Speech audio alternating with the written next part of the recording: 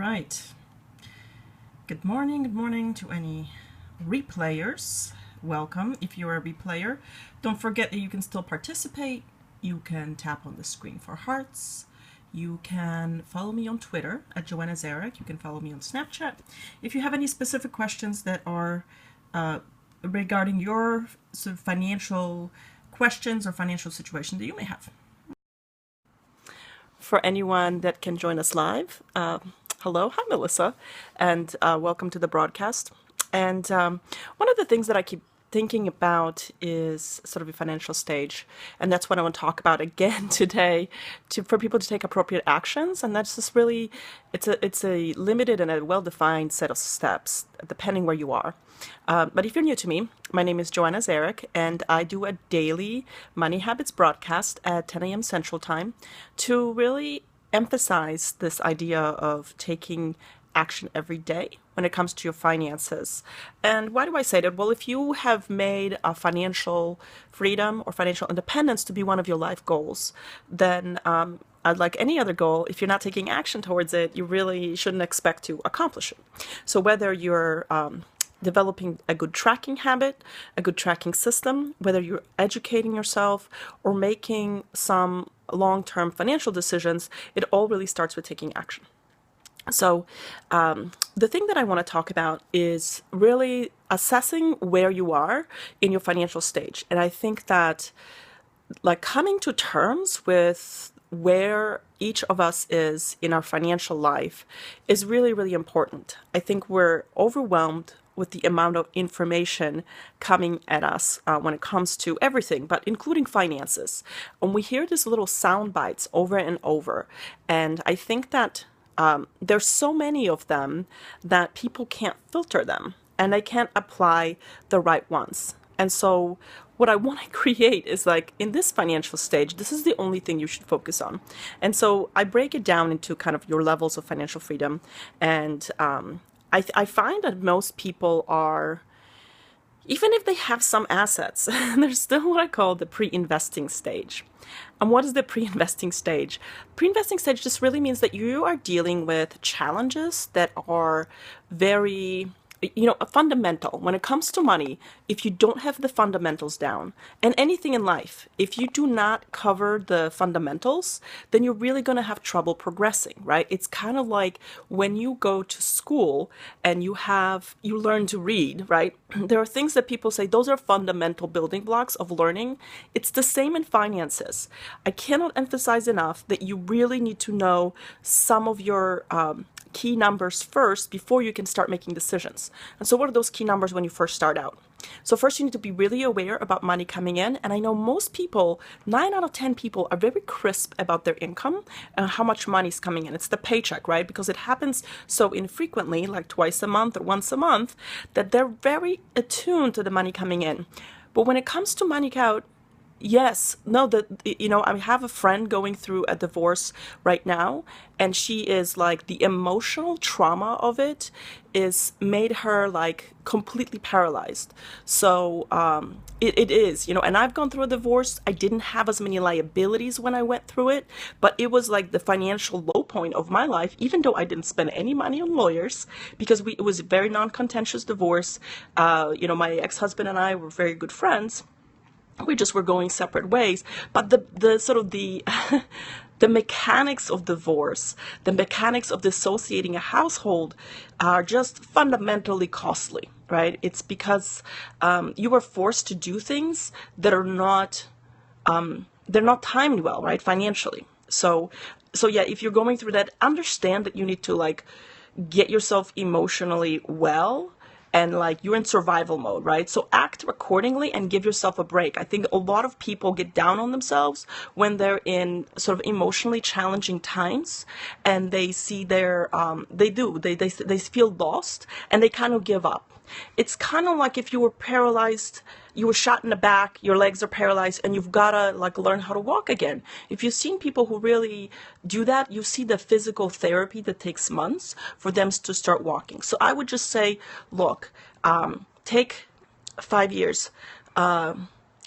Yeah, right. Like so there are definitely things that that pile, right? So you're like, okay, you lose your leg and you lose an eye, and you're like, how am I supposed to do that? And I think grieving like your former potential can be really like is part of the process, right? Because especially if you've made a lot of money before and you're looking at that and you're saying anything I do now is a failure compared to that, I wouldn't look at that way. Look into the future. That's really for planning, but kind of take stock of what you have now, and don't compare yourself. And comparison to your former self can be one of the most devastating things that you can do, because you're like, I had all this, like I had it was within my grasp, and it was ruined. So I think that like taking care of some of that, but then taking those steps and saying, okay, let me figure out where I am financially, right? Like what's all my, really examine all of your financial pieces, and then just accept them.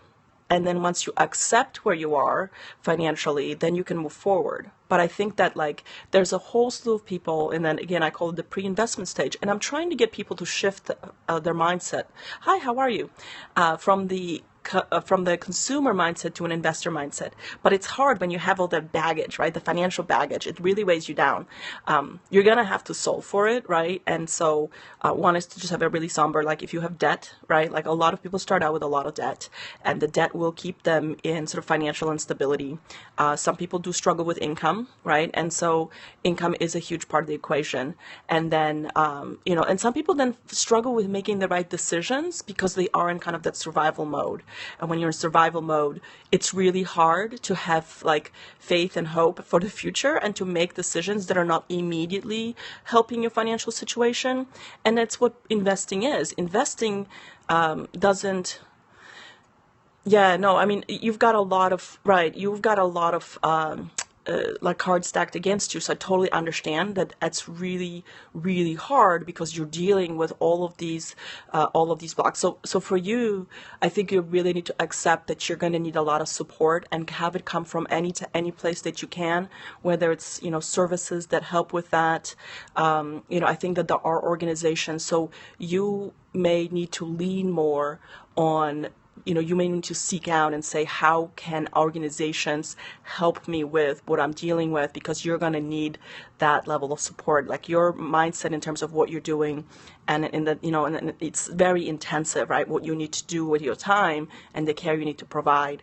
But I think you're going to need to look at outside services and resources to say, I can't do it all, and I cannot rely on just my earning power, because you do have a very difficult situation. So it is.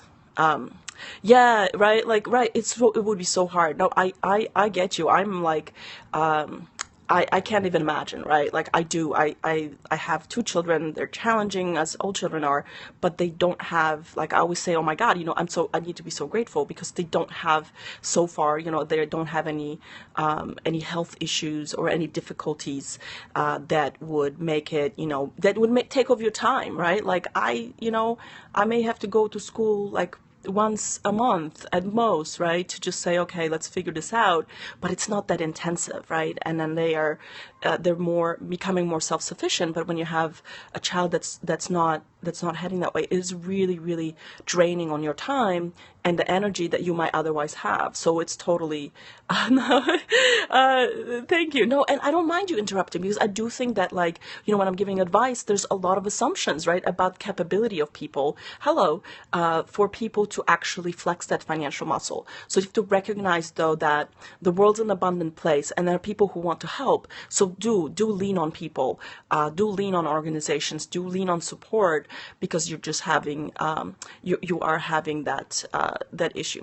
So anyway, but financial stage is recognize where you are in your financial stage and act accordingly, right? So take the action necessary. And again, when you are, yeah, okay. When you are in a place where when you have a lot of sort of financial baggage, right? So a lot of debt. They really need that debt plan, how to get out of it. And then I think that like the other thing is happens people kind of anchor around what their income's supposed to buy them in terms of lifestyle. And I think that that's, I mean, I know this sounds harsh, but sometimes it's unrealistic, right? Like, just because you reach a certain level of income doesn't mean you can just like spend it all. And I always say, it's not what you earn, it's what you keep. And so someone who's making $500,000, but spending $499,000 of it, they're still just keeping $1,000. That's not sustainable, by the way. That is not a sustainable way for people to even live, because you've just anchored your entire lifestyle. You usually build up liabilities that allow you to live that, because you mortgage your life through various things, because that's what you're told, and then you end up like not being able to service it without that income, and so you put yourself at a huge risk, right? When you talk about the big five, you're like, you haven't addressed your risk because you don't have any plan when things go off the rails. And I think that's why I'm emphasizing like how important it is, because when things are going well, that is the time for you to really take stock. So I'll be honest, I have more people blocked than I have people following me. I block two kinds of people who interrupt, people who just trolls that come on the broadcast and definitely do that. And then there are all the sex bots that follow you. And I mean, the sex bot pictures are getting out of control. So I have more people on my block list than anything else. And yeah, so if you're going to broadcast, especially if you're a woman, expect more trolls and don't hesitate to block people. I've gotten quite good at it. That's because I've been doing it for 3 months. But at first it really bugged me. Anyway, back to the point. So I think when people are doing well financially, it's easy to kind of ride the high and easy to get caught up in it. And that is really the time to become what I call fiscally conservative, right? And do plan for it, right? Because I'm aware of what it is to struggle, right? And I think that like financial struggle makes us much more aware of all the things that could go wrong. And I know a lot of people who are extremely successful financially came from like a point of struggle, like some with some devastating stories of their childhood or early in life, and they're driven by, and sometimes they're driven by fear, right? And so I do want people to, I want people to be driven more by like a hope for the better, like plan for the better, because it's more sustainable. Because at some point when you have driven by fear and you achieve a certain level of success and you look around, you're like, oh crap, there really isn't like the same stuff to be afraid of, and you may lose your drive. But the like financial, like everyone needs a financial plan, because it's kind of a unifying theme. And and what money buys, right? Money buys freedom, and money buys options when you're out of options. So when you have an income stream and you're spending it all, you're using up all your options, like at the current level. What you want to do is give yourself options for the future. And I think that's my emphasis on financial freedom, not just for retirement planning. That's why I'm really like not a big fan of just getting enough money, just enough so you can slide down. I'm like, no, you need to, financial freedom is a function of how much you need to spend every year, versus like how big your base, your capital base is. And I want people to get to a capital base that's big enough to cover their spending. But that's two pieces of the equation, right? If you continue to keep up your spending with your income, that you're not able to, either one, you're not able to build up enough savings, and two, like you would need a really, really big number to cover you for that level of lifestyle. So anyway, so I know that the majority of people are in the pre-investing stage. So you really need to manage your cash flow. You really need to get to a point where you're not paying double-digit interest. Double-digit interest will kill your any semblance of building a base of capital.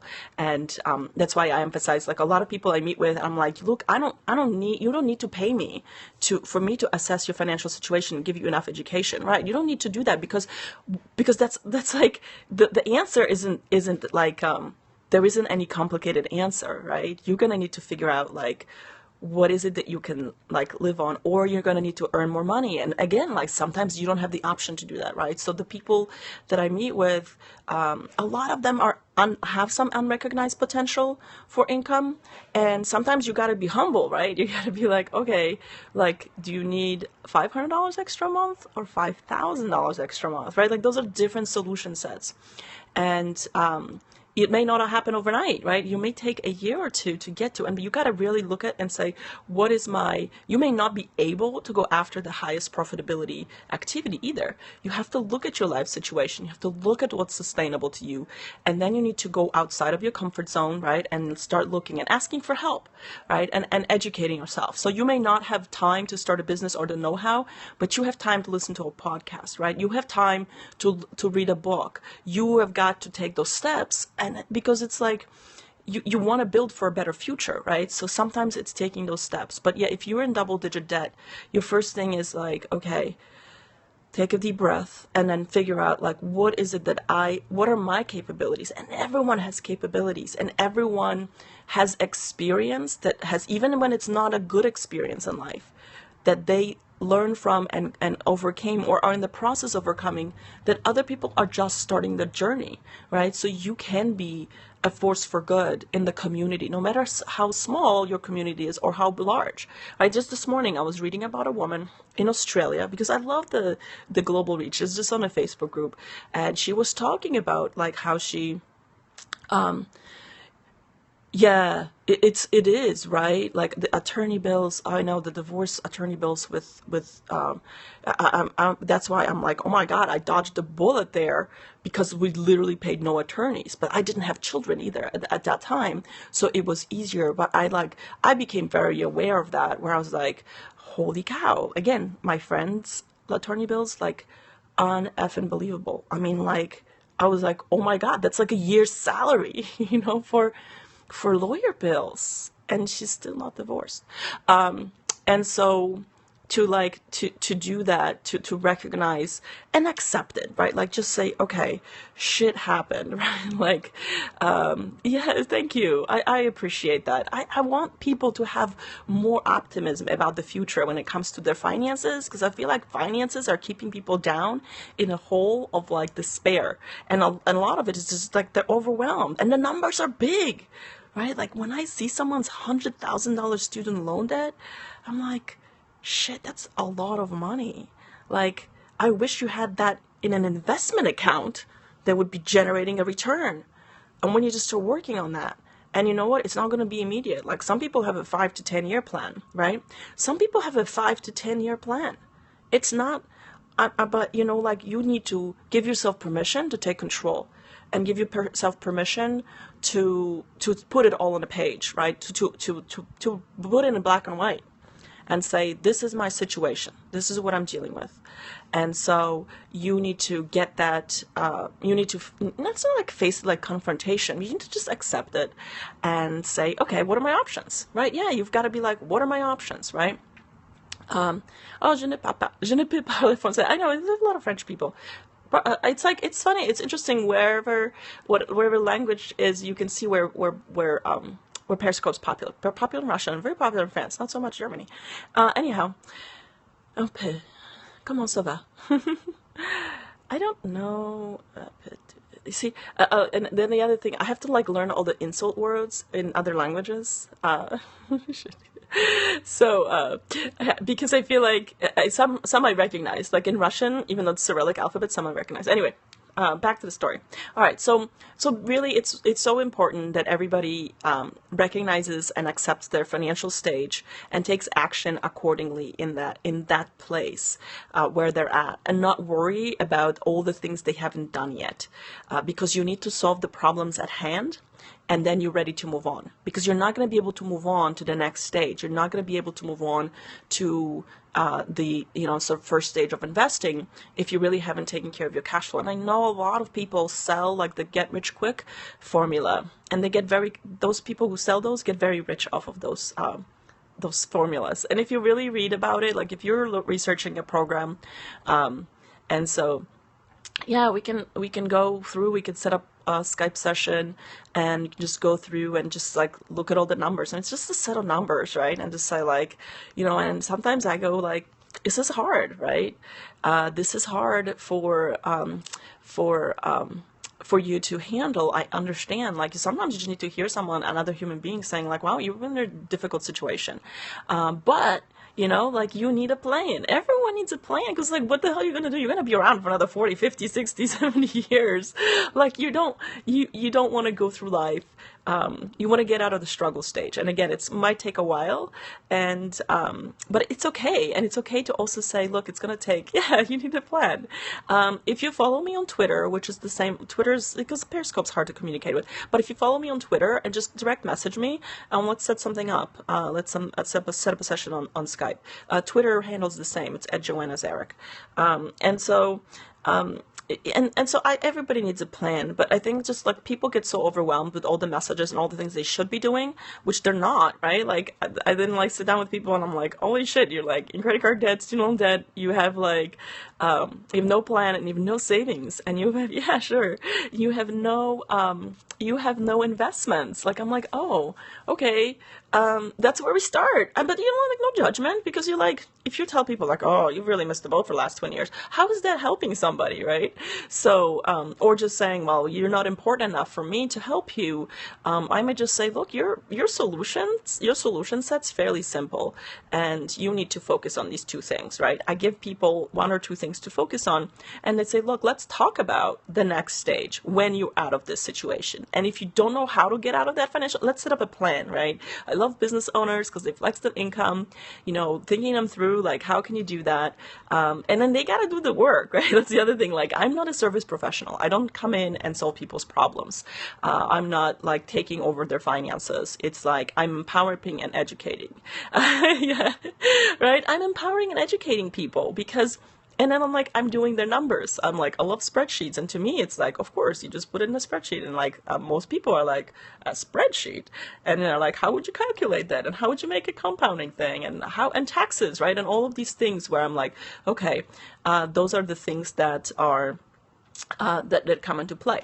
So anyway, yeah, right. No, and that's, so it's like, you will understand, it will make sense, right? It's just that you're in a situation where you're like, I don't really see a way out. But you need to just accept some things, and then like, you know, I've gone through some of these transformation of like, okay, if I want this, like, what's it going to cost me, right? What's it going to take for me to sustain a different lifestyle? And I've made trade-offs, right? Like I live in a small house because I don't want to work to pay the mortgage or, you know, I don't want to pay for the maintenance, right? I accepted certain things and said, just reframe them, said, what is it that I'm buying? And I'm buying my time. Like I want to buy the time that I have, and I'm buying my health, right? With the ability to exercise on a regular basis versus like, oh, well, you know, when I have time. So I just reprioritized my life and I accepted some of those things. And some of them are transitions in terms of how you think about things and how you think about money. And that's why I'm also on Periscope, because I want the sense of there is a path to financial freedom for everybody. For some people, just longer, and then their idea of financial freedom may be just different than mine. And getting out of debt, by the way, that's a first step towards financial freedom, because debt is like it's like the biggest ball and chain. It's like, how do you expect to walk and run when you're dragging, and depending on the size of your debt, that big ball on your ankle. It's just, it's the first thing. It's like, it's a killer. Yeah, and it's like, it's just what you need to do. You need to take stock of your financial life. What else do you have? And then you need to start working towards it. And in the end, it's sometimes you feel like you're making such small progress at first, right? Because it's, again, I think it's a decade plan. I think we need to start thinking in decades. And again, especially because if you're mid-age, you know, I'm in that age where I'm like, wait a minute. And I listen to other people for this inspiration. It's not all my original content, where I'm like, you know, for the next 40 years of your life, what are you going to do, right? And it is doing something sustainable that fuels you, that you can get paid for. And there's just so many different ways of getting paid. And I mean, in real dollars, not just like in some, you know, ephemeral, some imaginary way of like feeling good about yourself. But I'm discovering that the people have really found so many different ways in which they can monetize their effort, but it does take time. It does take time to get to that point, and it does take like constant effort. That's why you need to realize what your constant effort is going to be. Anyway, Yeah, that's great. That's great. And I think that like everyone's, because to me, finances are a bunch of numbers and it's an equation. Like it's a multivariable equation, but they all can be solved. Sometimes we don't like the answer, right? But like sometimes and a time is a component of the financial equation too. So look at the time, and when you put in the time, it's putting in your time, but it's also how much time it's going to take. So that is a variable in the equation. But I do think that everyone can solve it, and then just need to then say okay, and then things happen along the way when you start believing in that and you start putting in the effort. Like things happen all the way you didn't expect, right? Because you can't plan everything. You can't predict how you're going to feel or what you're going to be able to do, and then life throws you roadblocks again. So far, nothing super duper devastating in my life, but I'm always like looking for the bus. I'm like, the bus is coming and it's gonna hit you. So just have the capacity, build the capacity in yourself and your own life to be able to handle some of that, both emotionally and financially, right? And just like as perspective. But that financial stress, that's one thing where I'm like, here's something I know. This is the thing I know about, and this is the thing I can help people with. So anyway, that's the message for today. I do feel like I sometimes, but I think repetition. I think someone said you need like 5 to 7 touch points, or 5 to 7. It's like kids when they're starting to learn how to eat different flavors, and it takes so many times that you offer them food. This is the same thing. It's like so many times you need to hear the same thing, and maybe slightly different words and slightly different sentences. But the solution set's kind of it's in place, and it's just to identify where am I, on the path, where am I, and what actions do I need to focus on, because it's focusing on those actions versus saying, well, here's the 25 things that you need to be doing, and you're like, yeah, because yeah, and then be like, it'd be great, because 5 years later you're like, oh, I really wish I would have done that when, and you're like, you were in the shit, you couldn't have done that. So that's the other thing, is kind of giving yourself permission to only do what you can handle. So and focus on the next stage. I'm focused on getting the next stage. So thank you everyone for joining today. I gotta run. And thank you. Yeah, you can find me on Twitter, find me on Snapchat. If you want to talk further, I'm happy to take that there. And again, I'm here every day, 10 a.m., 7 days a week, 10 a.m. Central Time, to talk to you about money, and getting your financial life in order and making the next steps, answering questions, and just, giving you the set of actions that are going to take you there. So I will see you guys. Yeah, if you look at my profile, it's at joannazarach. That's the same exact Twitter handle. So just if you're following me, or if you just swipe this way, I think here. Swipe this way, and you see my name, and you click on it, and then it says at joannazarach. That's how you find me on Twitter. So it's the same exact handle. It's the same on Snapchat. So that's the best way to get hold of me. So thanks a lot, and I will see you guys tomorrow, 10 a.m. Central Time. Bye.